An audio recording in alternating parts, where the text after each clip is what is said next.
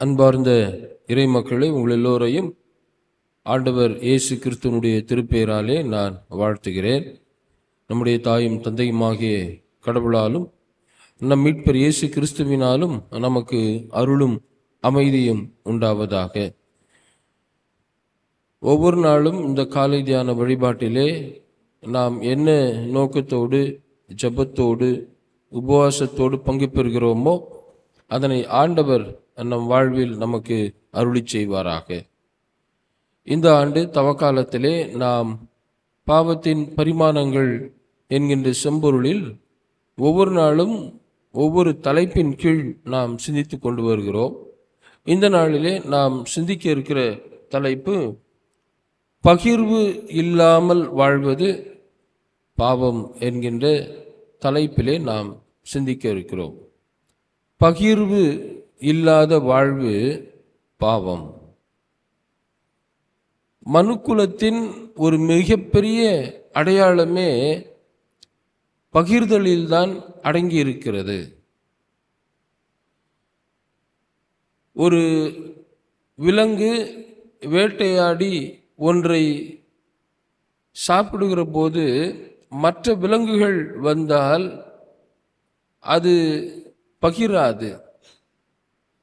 காக்காவை மட்டும் நாம் சொல்லுவோம், ஆனால் காக்கா கூட தனியாக எடுத்துகிட்டு போய் சாப்பிட்டுட்டு இருக்கும்போது இன்னொரு ஒரு காக்கா வந்துச்சுன்னா அதுக்குள்ள சண்டைகள் வரும். ஒட்டுமொத்தமாக போடும்போது எல்லா காக்காவும் வந்து சாப்பிடும்போது அது ஒன்றும் செய்யாது.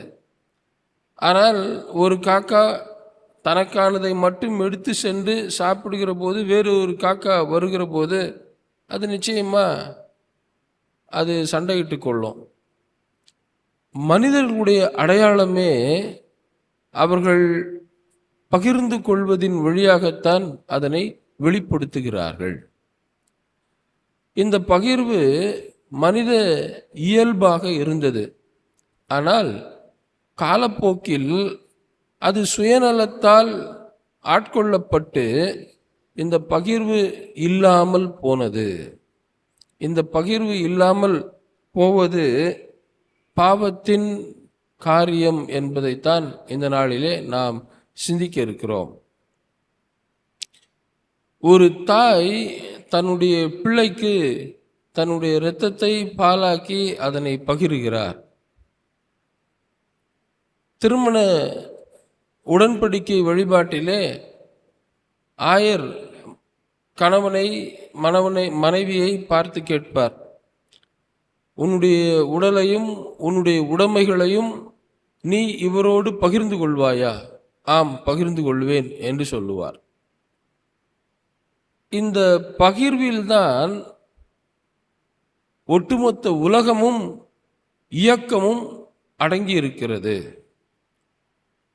இயற்கை எப்போதும் இந்த பகிர்வை அடையாளமாக வெளிப்படுத்தி கொண்டே இருக்கிறது. மரம், செடி, கொடிகள் காற்றை நமக்கு பகிர்ந்து கொண்டே இருக்கிறது. கடல் உணவுகளை நமக்கு பகிர்ந்து கொண்டே இருக்கிறது. பூமி தன்னுடைய வலிமையை நம்மோடு கூட பகிர்ந்து கொண்டே இருக்கிறது. மனிதனும் பல நேரங்களில் பகிர்ந்துகிறான். ஆனால் சுயநலம் எப்போது அவனில் பெருகுகிறதோ அப்போது இருந்த பகிர்வு அப்படியே முடங்கி போய் விடுகிறது. பகிர்வு என்பது தெய்வீக தன்மை சார்ந்தது. இந்த இயற்கை நான் கடவுளால் படைக்கப்பட்டவன், நாங்கள் கடவுளால் படைக்கப்பட்டவர்கள் என்பதை பகிர்தலின் வழியாக ஒவ்வொரு நாளும் வெளிப்படுத்தி கொண்டே இருக்கிறது. மனிதன் மட்டும்தான் இந்த கடவுளுடைய படைப்புகளுக்கு எதிராக செயல்படுகிறார். சுயநலமாக செயல்பட்டு பகிர்வு இல்லாமல் வாழ்கிறார். கடவுளை நாம் எடுத்துக்கொள்வோமே ஆனால் இந்த சிலுவை நமக்கு உணர்த்துகின்ற உண்மை அதுதான். கடவுளுடைய தன்மை என்ன? அவர் தம்முடையதை நமக்காக பகிர்ந்தார். தனது ஒரே மகன் இயேசு கிறிஸ்துவையே நமக்காக இந்த உலகத்தில் அவரை கொடுத்து நம் எல்லாருக்கும் மீட்பை வழங்கினார். அவருடைய பகிர்வின் வழியாகத்தான் நாம் இன்றைக்கு மீட்பை பெற்றிருக்கிறோம். இயேசு கிறிஸ்துவும் அப்படித்தான் சுயநலமாக யோசிக்காமல் தன்னுடைய உடலையும் உதிரத்தையும் பகிர்ந்ததால் தான் இன்றைக்கு உலகம் வாழ்ந்து கொண்டு இருக்கிறது. இந்த பின்னணியத்தில் 3 குறிப்புகளின் வழியாக நாம் இன்றைய நாளின் தலைப்பை சிந்திக்கலாம்.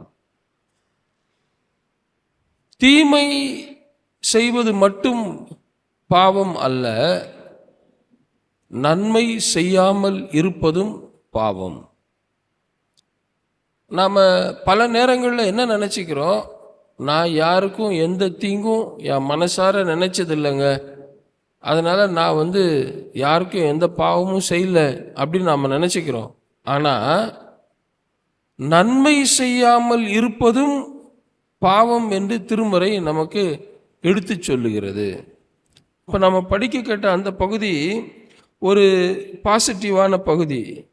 அதனுடைய எதிர்மறையான பகுதியை நாம் பார்க்கிற போது 45ஆம் வாக்கியத்தில் இயேசு சொல்லுகிறார், அப்போது அவர், மிக சிறியவராகிய இவர்களுள் ஒருவருக்கு நீங்கள் எதையெல்லாம் செய்யவில்லையோ அதை எனக்கு செய்யவில்லை என உறுதியாக உங்களுக்கு சொல்லுகிறேன் என்பார். நம்முடைய பாவ அறிக்கை ஜெபத்தில் நம்முடைய முன்னோர்கள் மிக அழகாக அதனை ஆண்டவருடைய துணையோடு வடிவமைத்திருக்கிறார்கள். எப்படி? செய்யத்தக்கவைகளை செய்யாமல், செய்யத்தகாதவளை செய்கிறோம், அது ரைட்டு. ஆனால் செய்யத்தக்கவைகளை செய்யாமல் இருப்பது பாவம். அந்த செய்யத்தக்கவை எது? நன்மை செய்வது. நன்மை செய்வதை நாம் செய்யாமல் இருக்கிற போது, பகிர வேண்டியது நம்முடைய கடமை, நாம் அதை செய்யாமல் இருக்கிற போது அது நம்முடைய வாழ்வில் பாவமாக மாறிவிடுகிறது. நன்மை செய்யறதா? ஓகே, எனக்கு அவங்க தீபாவளி அன்னைக்கு எனக்கு இனிப்பு கொடுத்தாங்க, நான் கிறிஸ்மஸ் அன்னைக்கு அவங்களுக்கு இனிப்பு கொடுக்குறேன். இவங்க எனக்கு ரம்ஜான் அன்னைக்கு இனிப்பு கொடுத்தாங்க, நான் நியூ இயர் அன்னைக்கு அவங்களுக்கு இனிப்பு கொடுத்தேன்.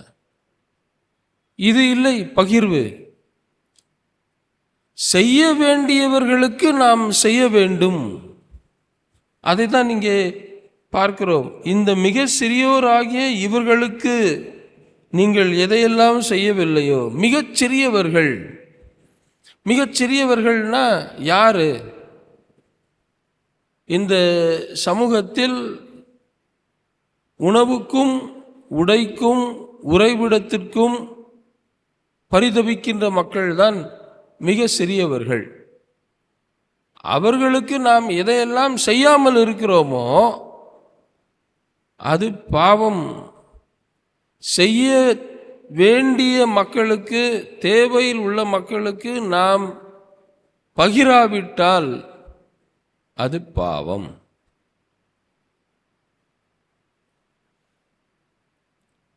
கொரோனா காலகட்டங்களில்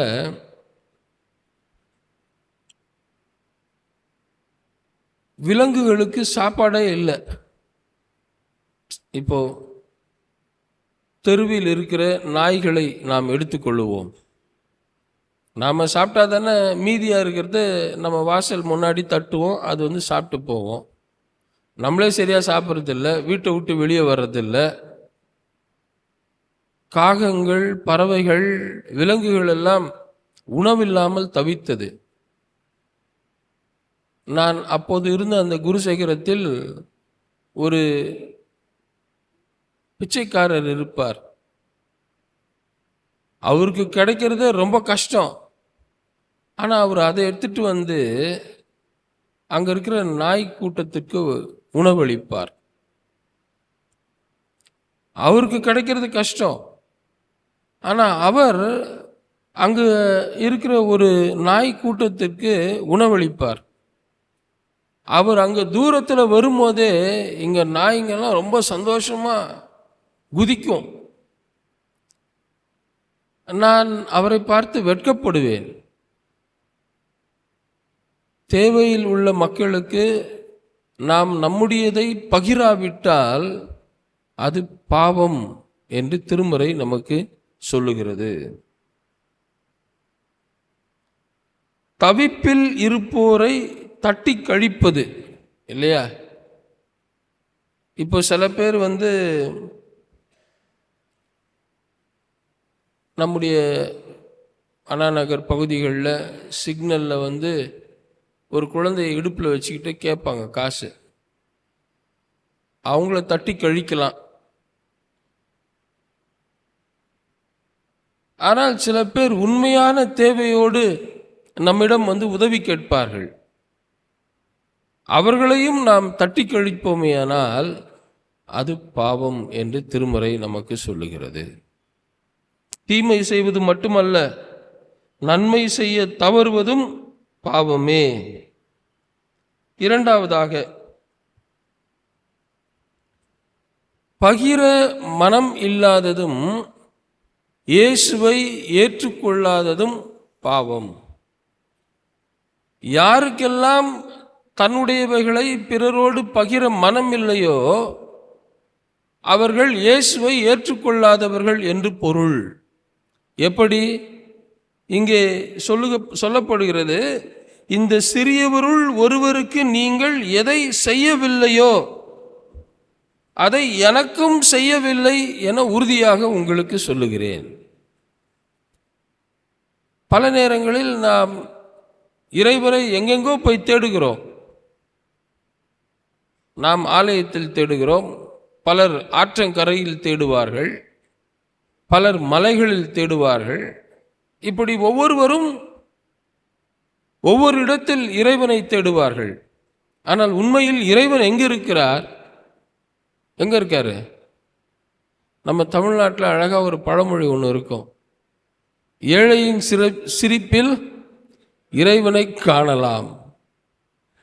ஒரு தவிப்பில் இருக்கிற ஒரு மனிதருக்கு, தேவையில் இருக்கிற மனிதருக்கு நம்முடைய உடைமைகளை நாம் அவரோடு கூட பகிர்ந்து கொள்ளுகிற போது நாம் இறைவனை காண முடியும். அப்படியானால் நமக்குரியவைகளை தேவையில் இருக்கிற மக்களோடு நாம் பகிர்ந்து கொள்ளுகிற போது இறைவனை நாம் பார்க்கிறோம் என்று பொருள். நம்முடைய பிள்ளைகள் கார்ட்டூன் தொலைக்காட்சியில் பார்த்து கொண்டிருந்தார்கள். அப்போ சிறு பிள்ளைகள் இருவர் கோயிலுக்கு போயிட்டு வர சொல்லுவாங்க. கையில் கொஞ்சம் சில்லறை காசு கொடுத்து, இதை நீ கோயிலில் காணிக்கையாக போடு அப்படின்னு சொல்லி அனுப்புவாங்க. 3 பேர் 4 பேர் ஒன்றா போவாங்க. போகிற போது வழியில் ஒரு பெண்மணி, என் குழந்தை சாப்பிட்டு 4 நாள் ஆச்சு, பன்னாவது எனக்கு வாங்கி கொடுங்க அப்படின்னு கேட்டுட்ருப்பாங்க. அப்போ அதில் இருந்த ஒரு சிறுவர் தான் கையில் இருந்த அந்த சில்லறை காசை வச்சு ஒரு பன்னு வாங்கி அந்த அம்மா கையில் கொடுப்பார். எல்லாரும் கோயிலுக்கு போயிட்டு வந்துடுவாங்க. அந்த ஞாயிறு பள்ளி ஆசிரியர் அந்த பெற்றோரிடம் சொல்லுவார், என்னக்கா உங்கள் பையன் கையில் நீங்கள் காணிக்கை காசுலாம் கொடுத்தனுப்ப மாட்டீங்களா? இல்லையம்மா, குத்தமிச்சேனே, இன்றைக்கி அவன் காணிக்கையே போடல, எவ்வளோ பெரிய பாவம், நீங்கள் வீட்டுக்கு போனால் கேளுங்க. வீட்டுக்கு போனவொன்னே அவங்க அம்மா முட்டி போடுறா, காணிக்கை என்னடா பண்ண பயந்துன்னு இருக்கான் இவன், என்ன சொல்கிறதுன்னு தெரில, ஐயோ. அப்புறம் அவங்க தம்பிம்மா, அண்ணா அதை வாங்கிலாம் சாப்பிட்லம்மா, இந்த மாதிரி ஒரு ஆண்டி என் குழந்தை பசிக்குதுன்னு சொன்னாங்க, அதனால் அந்த ஆண்டிக்கு பன்னு வாங்கி கொடுத்தாம்மா, இப்போ தாண்டா நீ கடவுளுக்கு உண்மையாக காணிக்க போட்டிருக்கிற அப்படின்னு அவங்க அப்பா அம்மா சொன்னாங்களாம். கடவுளுக்கு செய்வது, கடவுளை தொழுவது என்பதே நமக்குரியவைகளை இல்லாதவர்களோடு பகிர்கிற போதுதான் நாம் கடவுளை வழிபடுகிறோம் என்பது பொருள். இந்த தவக்காலத்தில் நாம் எத்தனை பேர் நம்முடையவைகளை இல்லாதவர்களோடு, பிறரோடு அப்படின்னா அது வேற மாதிரி போயிடும், நம்முடைய உடைமைகளை இல்லாதவர்களோடு நாம் பகிர்ந்து கொள்ளுகிறோம். இதை நாம் சீர்தூக்கி பார்க்க வேண்டும்.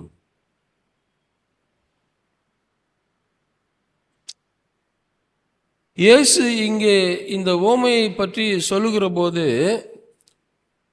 இது தீர்ப்பு நாளை பற்றி சொல்லுகிறது, விண்ணுலகில். அப்போ இப்போ வெளிநாட்டுக்கு போனோம் அப்படின்னா எது ரொம்ப முக்கியம்? பாஸ்போர்ட் ரொம்ப முக்கியம், கடவுச்சீட்டு இல்லையா, அது ரொம்ப முக்கியம். அப்போ பரலோகத்துக்கு போகணுன்னா ஒரு சீட்டு ரொம்ப முக்கியம். என்ன சீட்டு? இந்த பகிர்தல் என்கின்ற சீட்டு. You may be a big shot, பெரிய பணக்காரனா இருக்கலாம், பெரிய தொழிலதிபராக இருக்கலாம். ஆனால் அங்கே பாஸ்போர்ட் இல்லைன்னா, சார் கொஞ்சம் ஓரமாக போய் உட்காருங்கன்னு சொல்லுவான். நாம் இந்த பைபிளே கரைச்சி குடிச்சிருக்கலாம், பல உபவாசம் பண்ணி ஜெபித்திருக்கலாம், பிரசங்கம் பண்ணியிருக்கலாம், பேய்களை ஓட்டி இருக்கலாம், வியாதியஸ்தரை குணமாக்கி இருக்கலாம். ஆனால் நமக்குரியவைகளை நாம் இல்லாதவர்களோடு பகிர்ந்திராவிட்டால் நீங்கள் கொஞ்சம் வெளியில் உட்காருங்க அப்படின்னு சொல்லுவார் சாமி நம்மளை பார்த்து.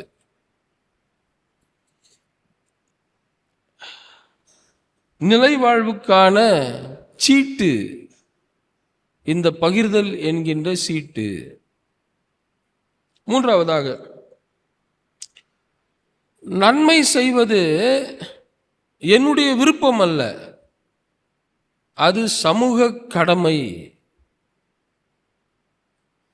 நாம் பல நேரங்களில் என்னுடைய தனிப்பட்ட வாழ்வின் கடமைகளை மட்டும் நாம் நினைக்கிறோம். நான் திருமணம் பண்ணியிருக்கேன், என்னுடைய மனைவியை காப்பாற்ற வேண்டியது என் கடமை. நான் பிள்ளைகளை பெற்றெடுத்திருக்கிறேன், பிள்ளைகளை வளர்ப்பது என்னுடைய கடமை. ஒரு அலுவலகத்தில் பணிபுரிகிறேன், அந்த அலுவலகத்திற்கு போய் வேலை செய்வது என்னுடைய கடமை. இது எல்லாம் நம்முடைய தனிப்பட்ட கடமைகள். ஆனால் சமூக கடமை என்று ஒவ்வொருவர் மீதும் கடமைகள் இருக்கிறது. அது என்ன? ஏற்றத்தாழ்வுகள் இருக்கின்ற போது தாழ்வில் இருக்கிறவர்களை சமநிலைக்கு கொண்டு வருவது. அதுதான் இஸ்ரேல் கடவுளின் சிறப்பு. இஸ்ராயேல் மக்களுடைய கடவுள் சிறப்புக்குரியவர். ஏன் அப்படின்னா அங்கே ஏற்றத்தாழ்வுகள் பார்க்க முடியாது. அந்த சமூகம் ஏற்றத்தாழ்வற்ற சமூகமாக இருக்கும். அதனால தான் நாமளும் பாடுறோம், இயேசுவின் குடும்பம் ஒன்று உண்டு, அங்கு உயர்வு இல்லை, தாழ்வு இல்லை. ஏன் தாழ்வு இல்லை? இருப்பவர்கள் இல்லாதவர்களோடு தங்கள் உடைமைகளை பகிர்ந்து கொள்ளுகிறார்கள். ஆகவே அங்கே ஏற்றத்தாழ்வு இல்லை. அப்போஸ்தலர் 2ஆம் அத்தியாயத்திலே நாம் இதனை பார்க்கலாம். அப்போஸ்தலர்கள் எல்லோரும் எல்லாவற்றையும் கொண்டு வந்து பொதுவாக வைத்து அதை எல்லோருக்கும் பகிர்ந்தளித்து வாழ்ந்தார்கள். ஆகையால் அங்கு ஒருவருக்கும் அதிகமாகவும் இல்லை, ஒருவருக்கும் குறைவாகவும் இல்லை. இங்கிருந்து தான் இந்த கம்யூனிஸ்ட் சிந்தனை பிறந்தது. அப்போ எனக்கு இஷ்டம்னா நான் கொடுப்பேங்க, இல்லைன்னா என் இஷ்டம். அது எப்படிங்க என் சம்பாத்தியத்தை போய் நான் இன்னொருத்தருக்கு கொடுக்கறது? என்ன வம்பா இது? அவன் உழைச்சி சாப்பிட்டோம். சோம்பேறிகளுக்கு நாம் அப்படி சொல்லலாம், ஆனால் இயலாதவர்களுக்கு நாம் அப்படி சொல்ல முடியுமா? சமூக கடமை என்று ஒன்று இருக்கிறது. அந்த சமூக கடமையை நாம் நிச்சயமாகவே நிறைவேற்ற வேண்டும். அந்த சமூக கடமை கடவுளால் நம் மீது தரப்பட்டிருக்கிறது. சமூக கடமை. அப்போ பகிர்தல் என்பது சமூக கடமையில் ஒன்றை சொல்லி நான் நிறைவு செய்கிறேன். இஸ்ரேல் மக்களுடைய கடவுள் சிறப்புக்குரியவர் என்று சொன்னேன். ஏன்?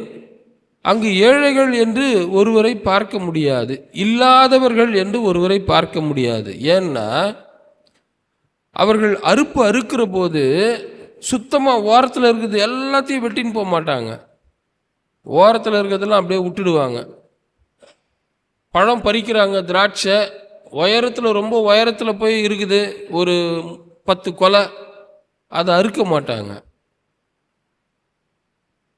அதை விட்டு விடுவார்கள். அந்த சமூகத்தில் இயலாமையில் இருக்கிற மக்கள் அதனை எடுத்து கொண்டு போவார்கள். அதை யாரும் எதுவும் சொல்ல மாட்டாங்க. நான் திருப்பணி ஆற்றின ஒரு கிராமத்தில் கேழ்வரகு, அது ரொம்ப குக்கிராமம், அதனால் ரோட்டில் போட்டுருவாங்க எல்லாரும். அந்த வண்டிங்க போவோம், பஸ்ஸுங்க போவோம், அதுதான் நசுக்கும். அந்த கதிரிலிருந்து அந்த மணியை நசுக்கி உதிர்க்கும். அப்புறம் ஒரு 5 நாள் 10 நாள் ஆச்சுன்னா அவங்கவுங்க யார் யார் போட்டாங்களோ எல்லாம் எடுத்து உதிரி இது பண்ணிவிட்டு மிச்சத்தை அப்படியே ரோட்டில் போட்டு போவாங்க.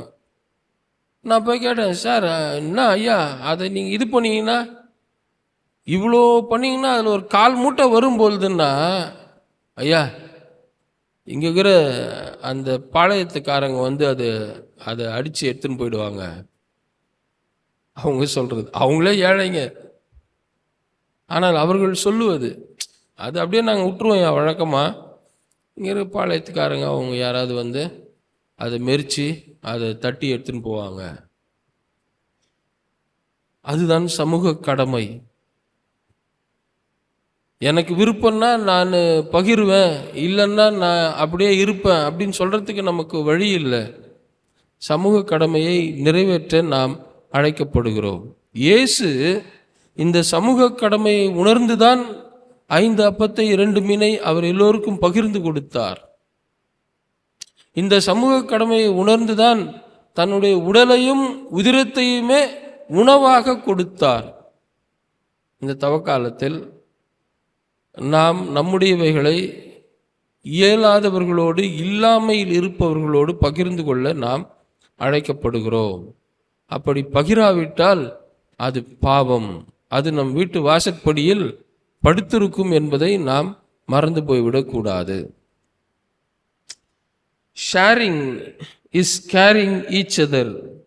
Sharing is a divine action என்று குறித்து வைத்திருக்கிறேன்.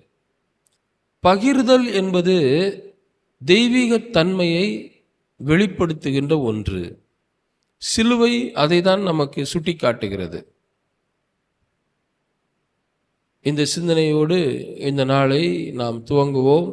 இறை அருள் நம்மோடு இருந்து நம்மை ஆசீர்வதித்து வழிநடத்துவதாக. ஆமென்.